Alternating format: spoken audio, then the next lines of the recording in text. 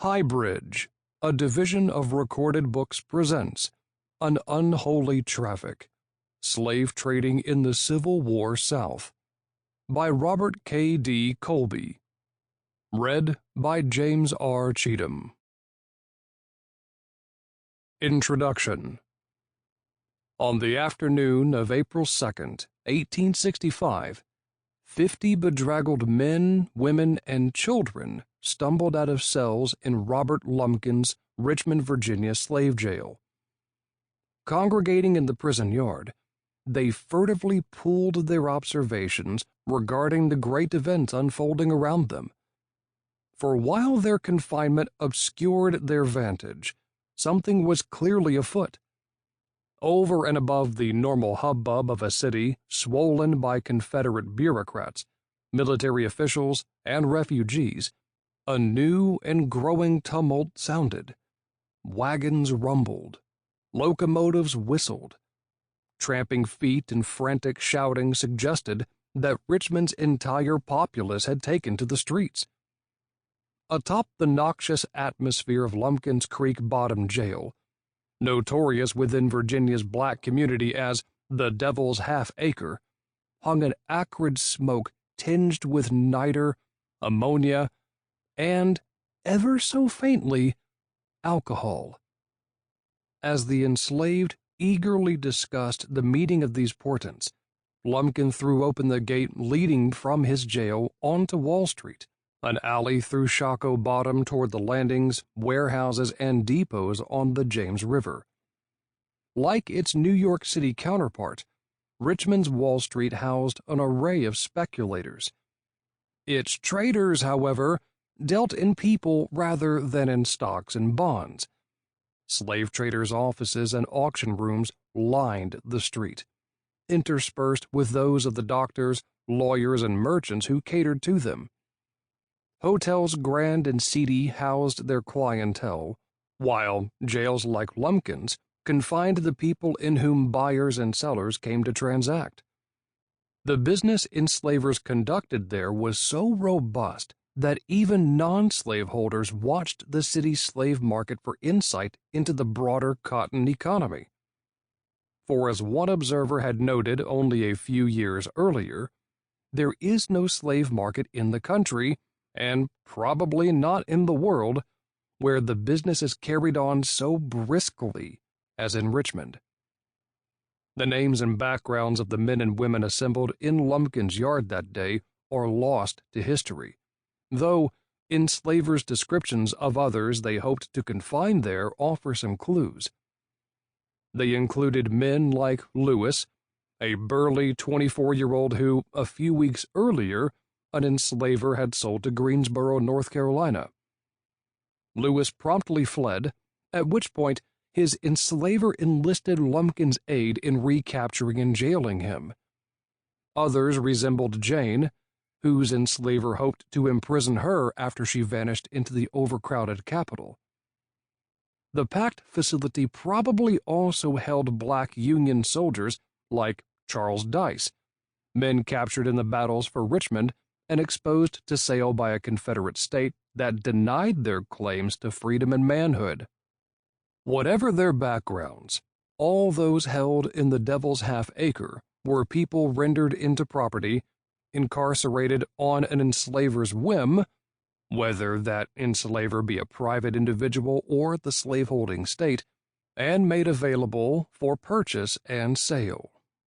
If any slave merchants cried their human wares that afternoon, however, the collective roar of what one witness labeled thousands of the half-starved and half-clad people of Richmond drowned them out. Only a few hours earlier, General Robert E. Lee had informed Confederate authorities that U.S. advances would soon force him to evacuate the defenses ringing nearby Petersburg, leaving the rebel capital defenseless. In response, panicked officials began evacuating gold, government records, and other valuables from Richmond, barreling from their offices around the capital down Shockoe Hill to the railroad depots at its foot. Detachments of soldiers set arsenals, munitions, factories, stores of food and drink, anything the invaders might desire, aflame. As word of the coming surrender coursed through the city, civilians thronged the streets seeking sustenance and plunder amid the wreck of the Confederacy. Into this melee stepped the denizens of Lumpkin's jail, bound not for liberty, but for continued captivity. Up Wall Street, Lumpkin drove them, the chains on their legs and shackles on their wrists impeding their ability to dodge the men and horses careening through the streets and preventing them from melting away into the churning crowds. Their destination, the depot of the Richmond and Danville Railroad, stood a few hundred yards to the south. The railroad offered Lumpkin a lifeline, a means of retaining the enslaved in bondage and preserving the value stored in their persons. Upon arriving, his captives watched with trepidation as Lumpkin wheedled railroad officials for space on a departing train. If they denied him, advancing U.S. forces soon would liberate the bondspeople. If he prevailed, they would hurtle southward behind the cover of Lee's retreating forces to ongoing enslavement in the surviving Confederacy. They would be carried far from family and friends and, very likely, would be sold in unfamiliar places. They would remain, in short, property, to be disposed of as Lumpkin and subsequent purchasers desired. After a furious but brief debate, the train's operators denied Lumpkin's request. Overburdened with government traffic, they could spare nothing for a slave trader's private needs. Lumpkin led the coffle back to the Devil's Half-Acre, the jailer deflated, his captives brimming with excitement. Another night of terror still lay between them and freedom, as fires sparked by retreating rebels and fanned by a brisk wind swept within blocks of the slave-trading district. Lumpkin and several of his slave-dealing neighbors fled before the conflagration, throwing open the doors to their jails and disappearing into the night. The next day, Union forces marched through the drifting ashes to claim the city. Led by a contingent of United States Colored Troops, or USCTs, they liberated the inhabitants of jails like Lumpkin's, sending multitudes, thousands in USCT Chaplain Garland White's telling, out shouting and praising God and Father, or Master Abe, as they termed him, and embracing the freedom dawning, as a black journalist put it, like a pleasant dream. One could hardly imagine a more evocative encapsulation of the changes wrought by the Civil War than the sputtering failure of what contemporary writer Charles Carlton Coffin termed the last slave coffle of the Confederacy, the last vestige of its cornerstone. Both Coffin's contemporaries and subsequent students of the conflict embraced this symbolism. White, who had himself been sold through Richmond before the Civil War, was overcome with tears and could not stand up under the pressure of such fullness of joy in my own heart, not least after he and his mother reunited amid the city's ruins. Generations of historians have similarly celebrated this moment, making Lumpkin's efforts emblematic for the liberation enslaved people achieved during the Civil War.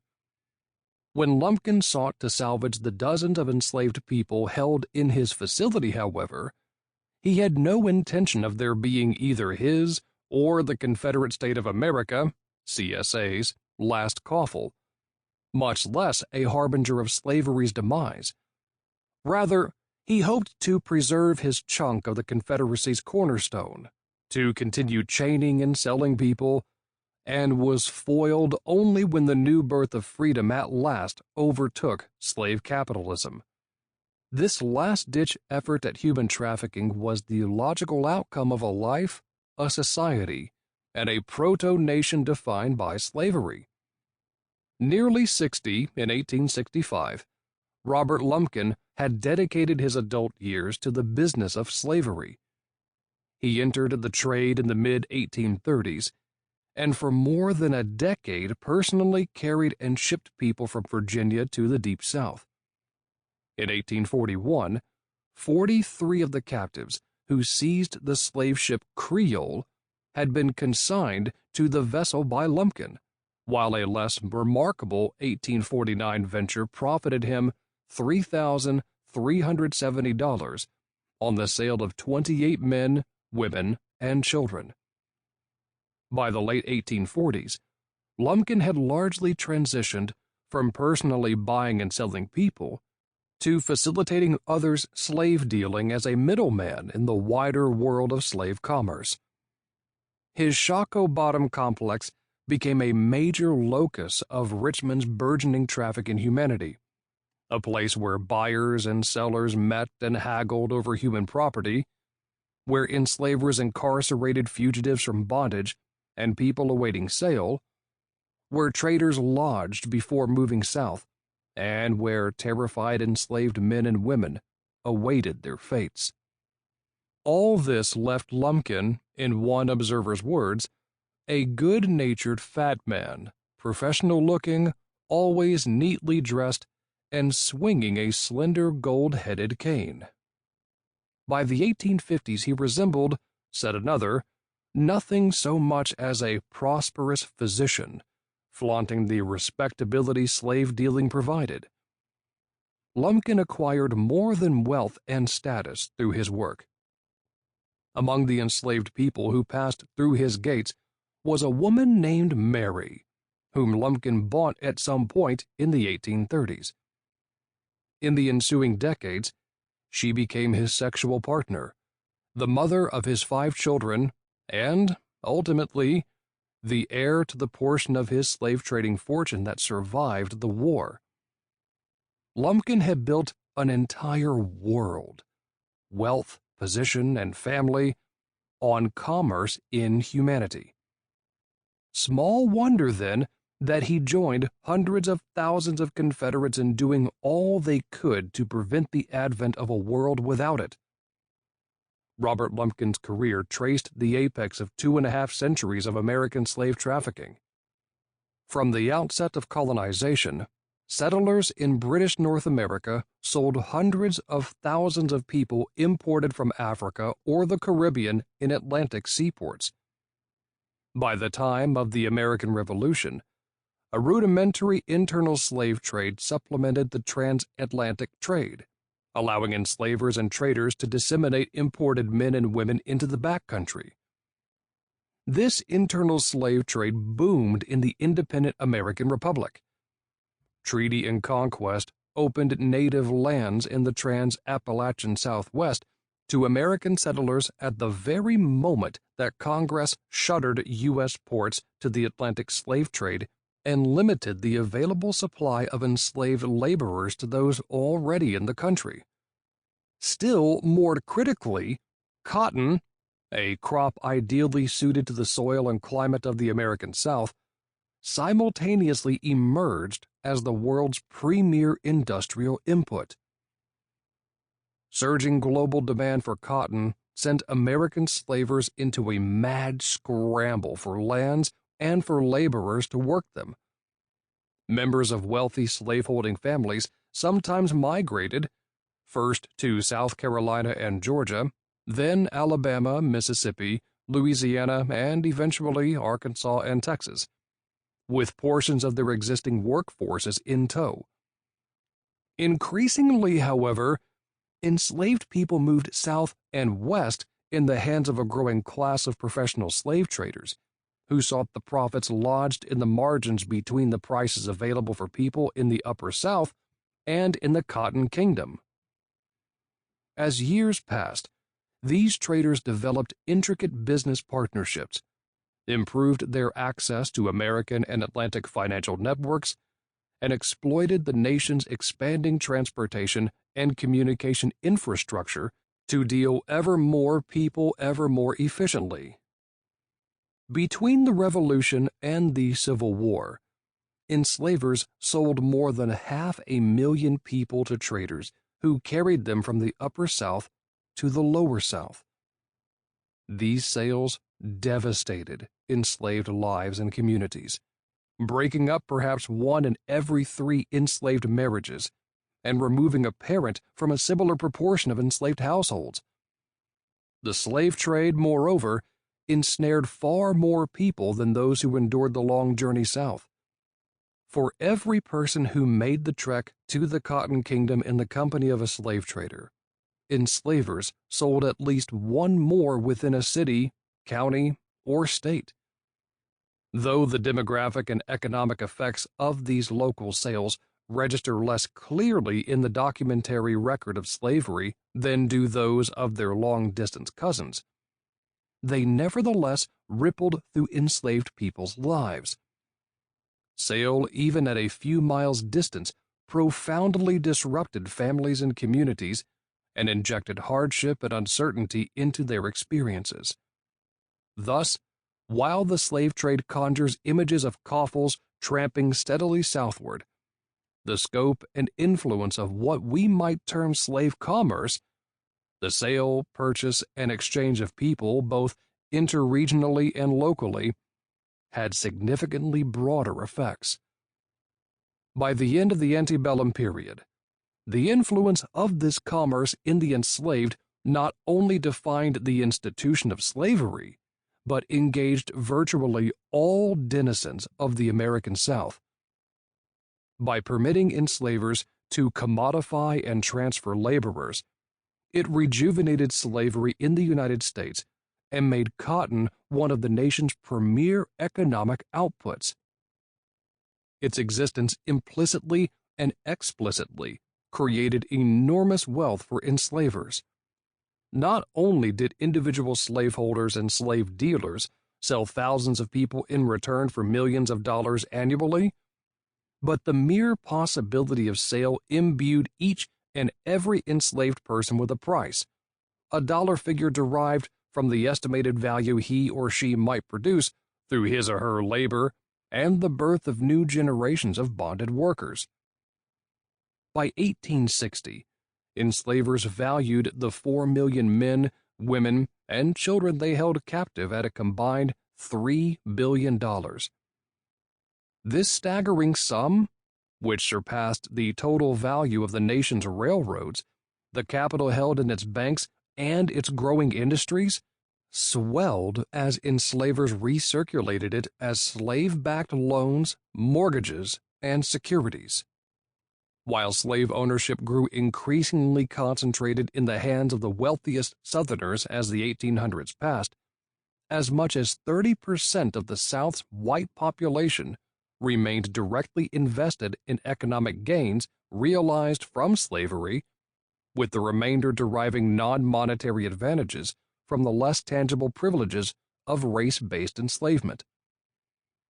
Slave commerce thus offered something to all white Southerners, whether or not they ever actually set foot in a slave market.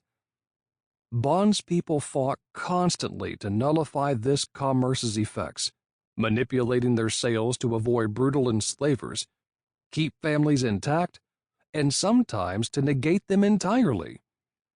Nevertheless, the power of purchase and sale fueled slavery's vitality and strengthened enslavers' political and psychological hold over the South.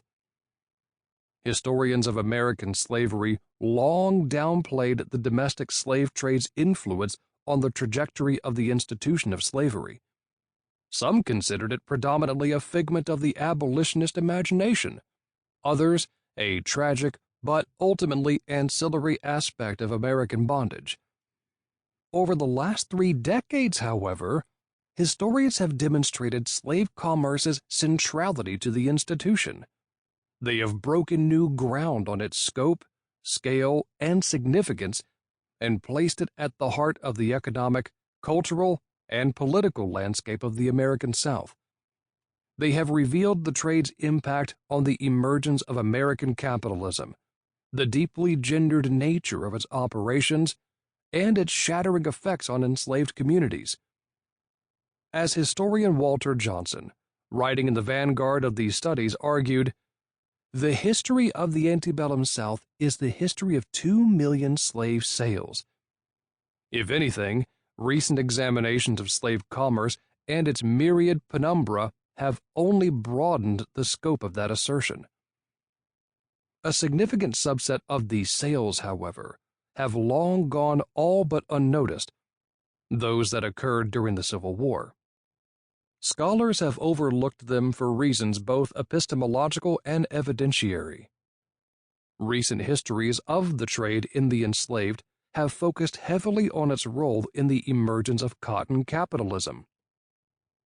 Given that the South's staple crop economy collapsed at the beginning of the war, Fort Sumter becomes a natural endpoint for scholars of slavery, cotton, and capitalism, with any wartime trafficking in people seemingly an addendum to a story already told.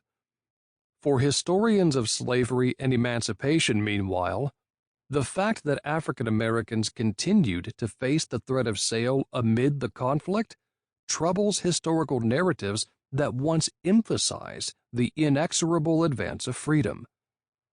Civil War historians, for their part, have focused alternately on the arc of campaigns and battles, wartime politics, the trials of life on the home front, and the conflicts stemming therefrom, and emancipation writ large.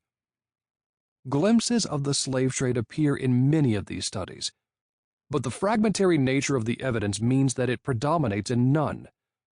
A close look at almost any cache of sources from the conflict, however, clearly reveals a vigorous, ongoing trade in enslaved people.